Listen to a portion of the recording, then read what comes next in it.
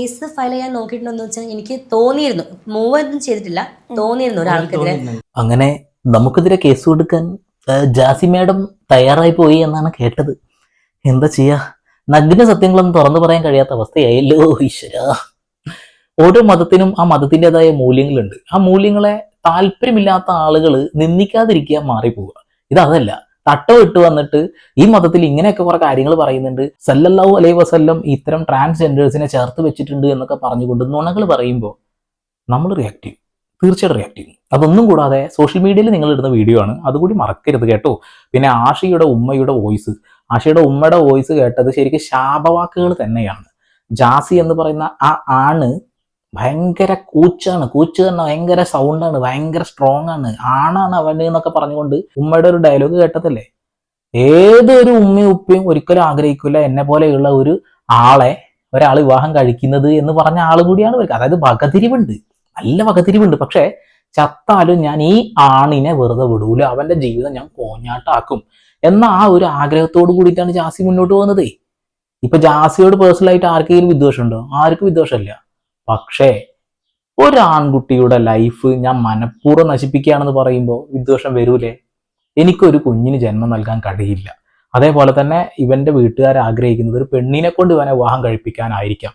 എന്നെ പോലെയുള്ളൊരു ട്രാൻസിനെ ഒരു വ്യക്തിയും അംഗീകരിക്കില്ല എന്ന് പറയുന്ന ജാസിക്ക് പിന്നെ എന്തിനാണ് അവനെ പിടിച്ചു വെച്ചുകൊണ്ടിരിക്കുന്നത്? അവനോട് വിട്ടുകൊടുക്ക്. ആ ഒരു ഉമ്മ എന്നും കരഞ്ഞുകൊണ്ടിരിക്കുക, അവരെന്നും ദുആ ചെയ്തുകൊണ്ടിരിക്കുക. എടാ ജാസിക്കാക്ക, നിനക്ക് മുന്നോട്ട് പോകാൻ കഴിയില്ല. കാരണം അത്രയധികം ശാപവാക്കുകൾ ആ ഉമ്മ പറഞ്ഞുകൊണ്ടിരിക്കുന്നുണ്ട്. ഈ ബോധമൊക്കെ എന്നുണ്ടാവാനാ? നമുക്ക് എന്തായാലും ജാസിയുടെ ഒരു വലിയ സങ്കടമാണ് ഇപ്പൊ എന്ന് പറയുന്നത്, എനിക്ക് പ്രസവിക്കാൻ കഴിയാത്തതിന്റെ. ഒന്ന് കേൾക്കാം.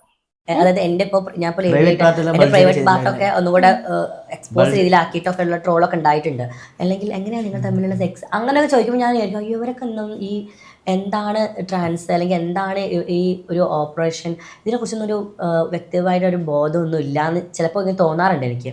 അല്ല, പിന്നെ സ്കൂളുകളിലൊക്കെ ട്രാൻസിനെ കുറിച്ചിട്ടും ട്രാൻസിന്റെ സെക്സിനെ കുറിച്ചിട്ടൊക്കെ ഞങ്ങൾക്ക് പഠിപ്പിച്ചു തന്നിട്ടുണ്ടല്ലോ. ഞങ്ങൾക്ക് പഠിപ്പിച്ചില്ലേ, ബയോളജി ക്ലാസ്സിൽ ഞങ്ങൾക്ക് പഠിപ്പിച്ചു തന്ന ക്ലാസ്സിൽ ഇതൊന്നുമില്ല. അതിലാണ് പെണ്ണ് എന്നൊരു സാധനം പഠിച്ചിട്ടുണ്ട്, അതിന്റെ അപ്പുറത്തേക്ക് ഞങ്ങളൊന്നും പഠിച്ചിട്ടില്ല. ഇനി അത് പഠിക്കാൻ താല്പര്യമില്ല. ഇങ്ങനെയുള്ള ജനറേഷൻ ഉണ്ടാവാതിരിക്കാൻ പ്രാർത്ഥിക്കുന്നുണ്ട്. സ്വന്തം വീട്ടിൽ ഇങ്ങനെയുള്ള ഒരാൾ വരുമ്പോഴാണ് ഇപ്പൊ ഇവരെ സപ്പോർട്ട് ചെയ്ത് സംസാരിക്കുന്ന ആളുകൾക്ക് എന്ത് തോന്നുക? ആ വിഷമം തോന്നുള്ളൂ കേട്ടോ. അത് ആദ്യം മനസ്സിലാക്കിയാൽ കൊള്ളാം. പിന്നെ ഇവരെങ്ങനെയാ സെക്സ് ചെയ്യുന്നതൊക്കെ ആൾക്കാർക്ക് ചോദിക്കണം എന്നുള്ളത് ക്യൂരിയോസിറ്റി ഏതൊരു മനുഷ്യനുണ്ടാവും. അത് നിങ്ങളോട് നേരിട്ട് ചോദിക്കുകയാണെന്ന് നിങ്ങൾക്ക് മറുപടി പറയാം, അല്ലെങ്കിൽ പറയാതിരിക്കാം, അത്രേ ഉള്ളൂ. അല്ലെങ്കിൽ കേസ് കൊടുക്കണം, കേസ് കൊടുത്തോ. കാരണം അത്രമാത്രം വീഡിയോസിന്റെ അടിയിൽ ഞാൻ കമന്റ് കേട്ടിട്ടുണ്ട് വൾഗർ ആയിട്ടുള്ളത്. ഒരു കാലിന്റെ മുകളിൽ കാലൊക്കെ കയറ്റിയിരിക്കുന്ന ജാസി കസേരയിൽ, അപ്പോൾ എന്തോ ഒരു സാധനം പുറത്തേക്ക് തൂങ്ങി കിടക്കുന്ന ഒരു സംഭവം, അത് ഞാൻ കണ്ട് ചിരിച്ച് ചത്തിട്ടുണ്ട്. പലപ്പോഴും പല വീഡിയോസ് കാണുമ്പോഴും നമുക്ക് തോന്നുന്ന കുറച്ച് കാര്യങ്ങളൊക്കെ തന്നെ കമന്റ് ബോക്സിൽ കിടക്കുന്നുണ്ട് എന്നുള്ളതാണ്. പിന്നെ പേഴ്സണലായിട്ട് 2K കിഡ്സ് അത്ര ഇവരെ വന്നിട്ട് മുട്ടുന്നത്, അത് കേട്ടോ ചിരിച്ച് കത്തുക. കാരണം 2K കിഡ്സിന്റെ കുറെ പൊട്ടത്തരങ്ങൾ, എല്ലാ കുട്ടികളും മോശമല്ല കേട്ടോ, ഞാൻ ആദ്യം തന്നെ പറയാം. എല്ലാ ജനറേഷനിലും മോശപ്പെട്ട ആളുകളുണ്ട്. ആ ജനറേഷൻപ്പെട്ട കുറച്ച് മോശപ്പെട്ട ആളുകൾ ഇവരോട് ചോദിച്ചു പറഞ്ഞാൽ എനിക്കത് വിശ്വാസമല്ല. കാരണം അങ്ങനത്തെ ഒരു ജനറേഷനാണ് ഇവിടെ, അവർക്ക് ഒന്നിനും ഒരു മുട്ടില്ല. അങ്ങനെ നിൽക്കുന്ന ജനറേഷൻ വന്നത് ജാസിയോട് തോന്നി ചോദിക്കത്രേ, ചേച്ചി അല്ലെങ്കിൽ ചേട്ടാ അതൊന്ന് കാണിക്കാമോന്ന്. ചിരിച്ച് അത്തുകൾ ഞാൻ കണ്ടപ്പോ വല്ലാത്ത മനുഷ്യന്മാരെന്നെ. കുറെ അത് ചിന്തിക്കാറുണ്ട്. ആദ്യം താടി വെച്ച് വീട് ചെയ്ത സമയത്ത് എന്നോട് പറഞ്ഞു ഒന്നെങ്കിൽ നീ പെണ്ണാവും അല്ലെങ്കിൽ ആണാവുമെന്ന്. ഇപ്പൊ ഞാൻ ഒരു ഇതിൽ തന്നെ ഉറച്ചു നിൽക്കുമ്പോൾ അപ്പോൾ അവർക്ക് വേറെ പ്രശ്നങ്ങളാണ്. ഓപ്പറേഷൻ കഴിഞ്ഞോ, എല്ലാ സർജറിയും കഴിഞ്ഞോ, പൂർണ്ണമായി പെണ്ണായോ, അല്ലെങ്കിൽ അങ്ങനെ ആയോ ഇങ്ങനെ ആയോ, നിങ്ങൾ തമ്മിൽ എങ്ങനെയാണ്, അങ്ങനെയൊക്കെയുള്ള ഒരു കാര്യങ്ങളാണ്. ഇതൊന്നും ഞാൻ കമന്റ് കണ്ടില്ലല്ലോ. ഞാൻ അവരുടെ വീഡിയോസ് കമന്റിലൊക്കെ നോക്കാറുണ്ട്. ആ കമന്റിൽ ഇങ്ങനെ ഞാൻ കണ്ടില്ല. പക്ഷെ ഇന്റർവ്യൂവിൽ പറഞ്ഞ് ചോദിക്കുന്നത് കേട്ടിട്ടുണ്ട്. അതായത് നിങ്ങൾ തമ്മിൽ എങ്ങനെയാണ്, അല്ല ഫുൾ സർജറി കഴിഞ്ഞു എന്നൊക്കെ. ആർക്കല്ലെങ്കിൽ ഇതിനൊക്കെ ചോദിക്കാൻ എത്ര മുട്ട് എന്നാ ഞാൻ നോക്കണത്. എന്തായാലും അമേരിക്ക പോലെയുള്ള രാജ്യങ്ങളൊക്കെ LGBTQ തള്ളി ആണും പെണ്ണും മതി എന്നുള്ളൊരു നിലപാടെടുത്തു. പക്ഷെ ഇന്ത്യ എന്ന മഹാരാജ്യത്ത് നിലവിൽ ഹിജഡ സംസ്കാരം ഉള്ളത് കൊണ്ട് മാത്രമാണ് ഒരു പക്ഷെ ഇപ്പൊ ഒരു പിടിച്ചു നിൽക്കുന്നത്. ഹിജഡ സംസ്കാരം ഇല്ല എന്നുണ്ടെങ്കിൽ ഞാൻ കാര്യമായിട്ട് പറയാം, ഇവരെ ചിലപ്പോ ഈ സർക്കാർ അംഗീകരിക്കില്ല. ഒരു തർക്കമില്ലാത്ത കാര്യമാണ്. ഇപ്പൊ കൊല്ലം ജില്ലയിലൊക്കെ നിങ്ങൾ കണ്ടില്ലേ, റോഡിൽ ഒക്കെ പൊക്കി കാണിച്ചു കൊടുത്തിട്ട് പോലീസുകാരെ മുന്നിൽ തല്ലുണ്ടാക്കാൻ പോണ കുറെ ടീമുണ്ട്. അതിൽ ജാസി ഇല്ല കേട്ടോ. നല്ല അടിപൊളി വസ്ത്രമൊക്കെ ഇട്ടിട്ട് എനിക്ക് ആ കാര്യത്തിൽ എന്നോട് കുറെ ആളുകൾ, കുറെ പെൺകുട്ടികൾ എന്നോട് പറഞ്ഞിട്ടുണ്ട്. അതായത് ജാസി ചെയ്തൊരു കാര്യം ശരിയല്ല, ആഷീനെ പിടിച്ചു വെക്കാൻ പാടില്ല. പക്ഷെ അവരുടെ വസ്ത്രം, അവരുടെ ഒരു ഇതുണ്ടല്ലോ, അത് ഭയങ്കര സംഭവമാണ് പലരും പറയാറുണ്ട്. അത് ശരി, അതൊക്കെ ശരിയാണ് എന്ന് ഞാൻ നോക്കിയിട്ടുണ്ട്. പക്ഷെ അവർ പറയുന്ന പല വാക്കുകളും പല സ്റ്റേറ്റ്മെന്റുകളും ചില കാട്ടിക്കൂട്ടലുകളാണ് പ്രശ്നം. ഇപ്പൊ നിസ്കാര കുപ്പായിട്ടുള്ള കുറെ വീഡിയോസ് കണ്ടിട്ടുണ്ടാവും നിങ്ങളെല്ലാവരും. അതേപോലെ തന്നെ മതപരമായിട്ട് ചേർത്ത് വെച്ചുകൊണ്ട് എന്തൊക്കെയോ പൊട്ടത്തരങ്ങൾ പറയുന്നത് നമ്മളെല്ലാവരും കേട്ടിട്ടുണ്ടോ. അതിന് ചൂണ്ടിക്കാണിക്കാതിരിക്കാൻ കഴിയില്ല. അതുകൊണ്ടാണ് കാണിക്കുന്നയും. എന്നോട് തന്നെ ഒരുപാട് എൻ്റെ മുസ്ലിം സുഹൃത്തുക്കളുണ്ട്, ഒരുപാട് ആളുകൾ, അവർ തന്നെ പറഞ്ഞൊരു കാര്യമാണ്, എടാ ഇവർ തെറ്റായ സന്ദേശം കൊടുക്കുന്നുണ്ടടാ എന്നുള്ളത്. അതായത് നബി ഇങ്ങനെ പറഞ്ഞു അങ്ങനെ പറഞ്ഞു എന്നുള്ളതൊക്കെ അതൊക്കെ പൊട്ടത്തരാ. അതൊക്കെ നമ്മൾ ചൂണ്ടിക്കാണിച്ചിട്ടുണ്ട്. അത് ചൂണ്ടിക്കാണിക്കാതിരിക്കാൻ കഴിയൂല മോനെ, അത് അത്രേ ഉള്ളൂ. സർജറി ചെയ്തു, അതാക്കിയോ, നിങ്ങളുടെ എങ്ങനെയാണ് എന്നൊക്കെ ചോദിച്ചു എന്നൊക്കെ. ഞാനതത്ര വിശ്വസിക്കുന്നില്ല കേട്ടോ. നിങ്ങൾ വിശ്വസിച്ചിട്ടുണ്ടെങ്കിൽ കമന്റ് ഇടുക. കേസ് ഫയൽ ചെയ്യാൻ നോക്കിയിട്ടുണ്ടോന്ന് വെച്ചാൽ എനിക്ക് തോന്നിയിരുന്നു, മൂവ് ഒന്നും ചെയ്തിട്ടില്ല, തോന്നിയിരുന്നു ഒരാൾക്കെതിരെ കേസ് കൊടുക്കാൻ. അങ്ങനെ ഭയങ്കരമായിട്ട് അബ്യൂസ്മെന്റ് ഫോക്കസ് ചെയ്തില്ല. കാരണം ഭയങ്കര അബ്യൂസ്മെന്റ് കമന്റുകൾ, നോർമലി ആൾക്കാർ ട്രോളുന്നത് പോലെ ചില ട്രോളന്മാരെ ട്രോൾ എനിക്ക് പേഴ്സണലി ഭയങ്കര ഇഷ്ടം. ഞാൻ അത് സ്റ്റോറി ഒക്കെ ആക്കി ഇടാറുണ്ട്, ഇൻസ്റ്റയിലാണെങ്കിലും വാട്സപ്പിലാണെങ്കിലും. ഇത് വളരായിട്ട് ട്രോളുമ്പോൾ കാരണം ചില ട്രോളന്മാരെ ട്രോൾ കാണുമ്പോൾ ഞാൻ പേഴ്സണലി സന്തോഷം തോന്നും. ചിലവര്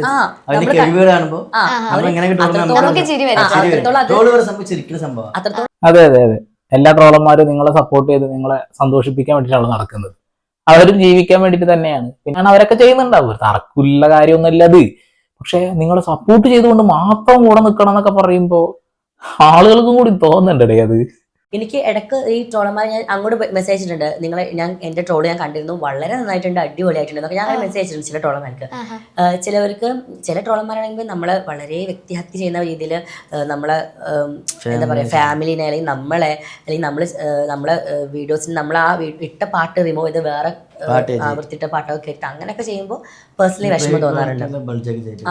അതായത് എൻ്റെ ഇപ്പോൾ ഞാൻ ഇപ്പോൾ എൻ്റെ പ്രൈവറ്റ് പാർട്ടൊക്കെ ഒന്നുകൂടെ എക്സ്പോസ് രീതിയിലാക്കിയിട്ടൊക്കെ ഉള്ള ട്രോളൊക്കെ ഉണ്ടായിട്ടുണ്ട്. അതൊക്കെ കാണുമ്പോൾ വിഷമം തോന്നാറുണ്ട്. അതൊരു വലിയ നുണയാണല്ലോടാ. അതായത് പ്രൈവറ്റ് പാർട്ടിന്റെ കാര്യമില്ല, ഫാമിലിയെ ഡ്രാഗ് ചെയ്തു എന്നുള്ളത് ഞാൻ എവിടെയും കണ്ടിട്ടില്ല. ഇപ്പൊ ജാസിയുടെ ഫാമിലി ആരും കുറ്റം പറഞ്ഞ് ഞാൻ കേട്ടിട്ടില്ല, ആഷിയുടെ ഫാമിലിയെ കുറ്റം പറഞ്ഞ് ഞാൻ കേട്ടിട്ടില്ല. കാരണം രണ്ടു കൂട്ടർക്കും ഈ കാര്യങ്ങൾ ഇഷ്ടമല്ല എന്ന് ഇവർ തന്നെ പറഞ്ഞിട്ടുണ്ട്. പിന്നെ ഇപ്പൊ ഇവരുടെ ഫാമിലി വലിച്ചിരുന്ന കാര്യം എന്നുള്ളത് ഇവിടെ കൃത്യമായി ചൂണ്ടിക്കാണിക്കുന്നത് ആഷിയുടെ ഉമ്മയ്ക്ക് ഈ മകനെ ഒന്ന് തിരിച്ചു കൊടുക്കണം, അത്ര പറയുന്നുള്ളൂ. എനിക്ക് ആ സ്നേഹം മനസ്സിലാവും, ആ വിഷമം മനസ്സിലാവും എന്ന് പറയുന്ന ഈ ജാസി തന്നെ അവനെ പിടിച്ചു വെച്ചോണ്ടിരിക്കുകയാണേ. അവനെ വിട്, അവൻ പറന്നു പോട്ടെ. ഇതിപ്പോ എനിക്ക് തോന്നുന്നു വെച്ചിട്ടുണ്ടെങ്കിൽ ഇവന് വേർപ്പിന്റെ അസുഖം കൊണ്ട് തോന്നുന്നു. ഇവളിപ്പോ ഇവൻ എന്തെങ്കിലുമൊക്കെ ജോലിയൊക്കെ എടുത്തുണ്ടാക്കുന്ന ഫണ്ടും കുട്ടി ജീവിക്കാനാവും. ചില ആളുകളുടെ ലൈഫ് അങ്ങനെയൊക്കെ തന്നെയാണ്. അവർ അധ്വാനിച്ച് ജീവിക്കാൻ ബുദ്ധിമുട്ടുള്ളവരാവും. എന്താ ചെയ്യുക, എങ്ങനെയൊക്കെ ജീവിക്കട്ടല്ലേ. പക്ഷെ നമ്മളെടുത്ത് റിയാക്ട് ചെയ്യും. എൻ്റെ ട്രീറ്റ്മെൻറ്റ് ഫുള്ള് കഴിഞ്ഞിട്ടില്ല. എല്ലാ ഇൻ്റർവ്യൂലും പറയുന്നത് ട്രീറ്റ്മെൻറ്റ് ഫുള്ള് കഴിഞ്ഞിട്ടില്ല. ഞാനിപ്പോൾ ഹോർമോൺ ട്രീറ്റ്മെൻറ്റ് എടുത്തുകൊണ്ടിരിക്കുകയാണ്, ലേസർ ട്രീറ്റ്മെൻറ്റ് നടന്നുകൊണ്ടിരിക്കുകയാണ്. ഫിസിക്കലി എൻ്റെ ബോഡി അതിനൊന്ന് അക്സെപ്റ്റ് ആക്കി കൊണ്ട് ഞാനിപ്പോൾ ചെയ്യുന്നുകൊണ്ടിരിക്കുകയാണ്. അപ്പോൾ എന്താണ് ചില സ്ഥലത്തൊക്കെ പോയി കഴിഞ്ഞാൽ ഞാൻ എന്നോട് ചോദിക്കും, ഫുൾ സർജറി കഴിഞ്ഞോ, ഇനിയിപ്പോൾ പ്രസവിക്കാനൊക്കെ പറ്റുമോ, അല്ലെങ്കിൽ എങ്ങനെയാണ് നിങ്ങൾ തമ്മിലുള്ള സെക്സ്, അങ്ങനെയൊക്കെ ചോദിക്കുമ്പോൾ ഞാൻ വിചാരിക്കും അയ്യോ ഇവരൊക്കെ ഒന്നും ഈ എന്താണ് ട്രാൻസ് അല്ലെങ്കിൽ എന്താണ് ഈ ഒരു ഓപ്പറേഷൻ, ഇതിനെക്കുറിച്ചൊന്നൊരു വ്യക്തിപരമായിട്ടൊരു ബോധമൊന്നും ഇല്ലയെന്ന് ചിലപ്പോൾ ഇങ്ങനെ തോന്നാറുണ്ട് എനിക്ക്. മനസ്സിലാക്കിയെടുത്തോളം മതി മോളെ, അല്ല മോനെ, ഞങ്ങൾക്ക് അത്രയൊക്കെ മനസ്സിലാക്കിയാൽ മതി. നിങ്ങൾ അവഹേളനങ്ങൾ നിർത്തിയാൽ മാത്രം മതി കേട്ടോ. ഇതിപ്പോൾ എന്താ സംഭവം ഞാൻ പറഞ്ഞുതരാം. അപ്പോൾ ജാസിയുടെ വിഷയത്തെ മാറ്റി നിർത്തുകയാണെ, കുറേ ട്രാൻസ് ഉണ്ട്. ആണാ പെണ്ണായി കഴിഞ്ഞിട്ടുണ്ടെങ്കിൽ പിറ്റേ ദിവസം മുതൽ എൻ്റെ പൊന്നുമക്കളെ സ്ത്രീകളെ അപമാനിക്കുന്ന രീതിയിൽ ഞങ്ങൾ സ്ത്രീയാണെന്ന് പറഞ്ഞുകൊണ്ട് ശരീരം മുഴുവൻ പ്രദർശിപ്പിച്ചുകൊണ്ടുള്ള വസ്ത്രം. സത്യം പറയട്ടെ, എല്ലാ സ്ത്രീകളും അങ്ങനെയാണ്. ഞങ്ങൾക്ക് സ്ത്രീ ആവണം എന്ന് ആഗ്രഹിക്കുന്ന ആളുകൾക്ക് ഒരു അടക്കും അച്ചടക്കമൊക്കെ ഉണ്ടാവൂലേ. ഇതല്ല, ഇതിലേക്ക് വന്ന പിറ്റേ ദിവസം മുതൽ അങ്ങ് നഗ്നതാ പ്രദർശനമാണ്. കുറേ എണ്ണുണ്ട്. ഇവിടെ നെഞ്ചത്തൊക്കെ ഒരു പച്ചയൊക്കെ വരച്ചിട്ടുള്ള ഒരു സാധനം കണ്ടില്ല നിങ്ങൾ, പേരൊന്നും ഞാൻ പറയുന്നില്ല. ഫുള്ള് തന്നെ പരിപാടി ട്രാൻസ് ആയി കഴിഞ്ഞത്. പിന്നെ കൊട്ടാരക്കര നിങ്ങൾ കണ്ടല്ലോ, പോലീസുകാരെ മുന്നിലേക്കാണ് തുറന്ന് കാണിച്ചു കൊടുത്തത്. എന്താ ചെയ്യ, കുറേ മനുഷ്യന്മാരുണ്ട് ഇങ്ങനെ കേട്ടോ. ദൈവത്തിന്റെ ഒരു വികൃതികളെ.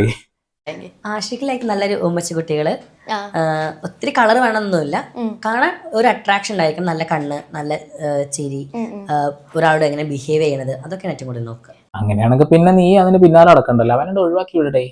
അവന് നല്ല പെൺകുട്ടികളോടാണ് താല്പര്യം എന്ന് കൃത്യമായി ജാസിക്കറിയാം. നല്ല കണ്ണെഴുതി പൊട്ടുതൊട്ട നല്ല ശാലീന സുന്ദരിയായിട്ടുള്ള ആളെ അവൾ കിടന്നിട്ട് ഇങ്ങനെ ഒലിക്കുക ഇങ്ങനെ സൈഡിൽ കൂടെ. എന്നാ ജാസി ഇല്ല, വിട്ടുകൊടുക്കണ്. ചത്താലും വിടൂല, ചത്താലും നീ എന്റെ കൂടെ കൊഴുത്താ മതി എന്നാണ് അവരാഗ്രഹിക്കുന്നത്. അതാണ് ആശു ആയി നോക്കുന്നത്. അങ്ങനെയാണ് ജാസിയുടെ ബ്യൂട്ടി കോൺസെപ്റ്റ്. ജാസിന്റെ ഒരു ചെണ്ട കൊട്ടുന്ന ജാസി ഒരു വിന്റേജാ, ചെണ്ടക്കാരൻ, ആനപ്പാപ്പൻ, ജാസി അവരും കൂടാ. എനിക്ക് ലൈക്ക് അങ്ങനെയല്ല, എനിക്ക് ചെണ്ട കൊട്ടുന്ന ആൾക്കാരുണ്ടല്ലോ, ചെണ്ട കൊട്ടുന്ന ആൾക്കാർ ലൈക്ക് ആനപ്പാപ്പന്മാര്, എനിക്ക് അവരൊക്കെ എന്തോ ഭയങ്കര ബ്യൂട്ടി ആയിട്ട് തോന്നാറുണ്ട്. ലൈക്ക് അതല്ല, എനിക്ക് എപ്പോഴും ഒരു നാടൻ ഗ്രാമീണത്വം തുടങ്ങുന്ന നല്ല കസവിന്റെ മുണ്ട് അല്ലെങ്കിൽ നല്ല കാക്കി മുണ്ട്, അങ്ങനെയൊക്കെ എടുക്കുന്ന അങ്ങനത്തെ ആൾക്കാരൊക്കെ ഭയങ്കര ഇഷ്ടമാണ്. വൈറ്റ് ആൻഡ് വൈറ്റ് ഇടുന്ന ആൾക്കാർ അങ്ങനെയൊക്കെ ഉണ്ട്. സംഖ്യകളെ നോട്ട് ചെയ്തിട്ടുണ്ട്. കാവിട്ടമുണ്ട്, എനിക്ക് ഇഷ്ടപ്പെട്ടു. നിങ്ങൾ വീഡിയോ കണ്ടപ്പോൾ മനസ്സിലായിട്ടുണ്ടാവുമല്ലോ, രണ്ടുപേരുടെ അഭിരുചി വ്യത്യാസമാണ്. ഇവന് പെണ്ണുങ്ങളോടാണ് താല്പര്യം, ഇവൾക്ക് ആനക്കാരനോടാണ് താല്പര്യം. പിന്നെ എങ്ങനെ ഇത് ഒത്തു പോകുമടേ? ഞാൻ ഇനി വർദ്ധിക്കണില്ല എന്റെ പൊന്ന് സംഖ്യകളെ, നിങ്ങളതിനും കൂടി ടൂക്കുണ്ട്. ഞാൻ കൂടുതൽ ക്രൗഡിലൊന്നും പോരാ. കൂടുതൽ ക്രൗഡ് ഉള്ളത് ഇഷ്ടമല്ല ആഷിക്ക്. ആഷിക്ക് എപ്പോഴും വീട്ടിലിരിക്കാം, ഫ്രണ്ട്സ് വീട്ടിൽ വരിക, അവരെ എൻജോയ് ചെയ്യാം, ട്രിപ്പ് പോവാം, അങ്ങനെ. എനിക്ക് നോർമൽ എനിക്ക് അതെനിക്കും തോന്നി. നൈറ്റ് ലൈഫ് ഇവന് ഭയങ്കര താല്പര്യമുള്ളത് പോലെ എന്റെ മുഖത്ത് എഴുതി വെച്ചിട്ടുണ്ട് കേട്ടോ. കൊള്ളാം കൊള്ളാം കൊള്ളാം. ഞാൻ പറഞ്ഞില്ലേ വേർപ്പിന് അസുഖമുള്ള ആളാ, വീട്ടിൽ നിന്ന് പുറത്തിറങ്ങൂല, ക്രൗഡിലേക്ക് പോവില്ല. ക്രൗഡിൽ പോയ ആൾക്കാർ നാണം കെടുത്തും. വേറെന്തോ ഒരു വാക്ക് വിളിക്കുന്ന ആളുകളൊക്കെ ഉണ്ടല്ലോ, എന്തോ ഗ്ലുണ്ടനോ അങ്ങനെ എന്തൊക്കെ. എന്താ ചെയ്യ അവസ്ഥ. ഓപ്പോസിറ്റ്. എനിക്ക് ലൈക്ക് അതന്നെ ഫ്രണ്ട്സിന്റെ കൂടെ ട്രിപ്പൊക്കെ ഇഷ്ടമാണ്. പക്ഷെ എനിക്ക് കുറച്ച് ക്രൗഡൊക്കെ ഉള്ള ആൾക്കാരുടെ അടുത്ത് പോകുമ്പോൾ അവരൊക്കെ നമ്മൾ വന്ന് പരിചയപ്പെടുക, അവരുടെ കൂടെ ഫോട്ടോ സെൽഫി എടുക്കുക, അവരെ കൂടെ സംസാരിക്കുക, എനിക്ക് അതൊക്കെ ഭയങ്കര ഇഷ്ടമുള്ള കാര്യമാണ്. ഞാൻ നന്നായിട്ട് എൻജോയ് ചെയ്യാത്.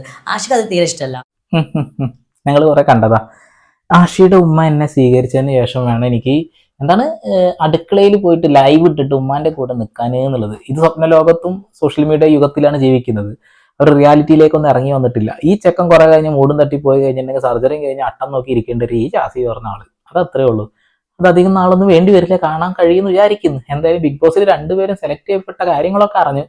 ബിഗ് ബോസിലേക്ക് വാ. ബിഗ് ബോസിൽ എത്തിയതിന് ശേഷം നമുക്ക് അവിടുത്തെ കാര്യങ്ങളൊക്കെ നോക്കിയതിന് ശേഷം റിയാക്ട് ചെയ്യാം അല്ലേ. തെറ്റായ സന്ദേശങ്ങൾ സമൂഹത്തിന് വേണ്ടി പടർത്തുന്ന ഏതൊരു മനുഷ്യനെയും സോഷ്യൽ മീഡിയയിലിട്ട് വലിച്ചു കീറാനാണ് നമ്മളെ പോലെയുള്ള ആളുകളൊക്കെ ഇവിടെ ഈ ഒരു റിയാക്ഷൻ വീഡിയോ ആയിട്ട് വന്നിട്ടുള്ളത് എന്ന കാര്യം മാത്രമേ പറയാനുള്ളൂ. വീണ്ടും പുതിയ വാർത്താ വിശേഷങ്ങളുമായി സന്ദീപ് സൈനിങ് ഓഫ്.